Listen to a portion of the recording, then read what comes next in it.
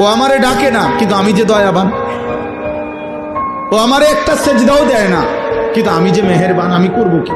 আমি কেমনে ওরে শাস্তি দেই? আমি আল্লাহ কেমনে ওর খানা বন্ধ করে দেই? আমি যদি ঘুম বন্ধ করে দেই, ও তো বাঁচবে না। ও আমি যদি তার পেশাবের সার্কুলেশন বন্ধ করে দেই, পেশাবটাও যদি ঠিক মতো বাহির না হয়, ও তো বাঁচবে না। ওর পায়খানা যদি একদিন আটকায়া থাকে, ও তো বাঁচবে না। ওর নিঃশ্বাস যদি 1 সেকেন্ড আটকায় থাকে, ও তো বাঁচবে না। আমি যে রহমান, আমি যে দয়ালু। তবে আল্লাহ বলে, বান্দা তবে শেষ তুমি ভেবেছ আমি শুধু দয়াই করে যাব? না রে বান্দা, আমার ব্যালেন্স আছে, আমার একটা ভারসাম্যতা আছে।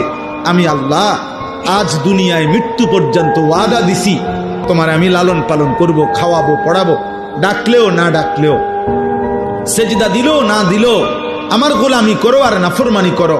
তবে মালিক ইয়াউমিদ্দিন, মনে রাখবা আমি কিন্তু বিচার দিবসের মালিক, আমি বাদশাহ, আমি রাজা ধীরাজ, আমি জব্বার, আমি কাহার।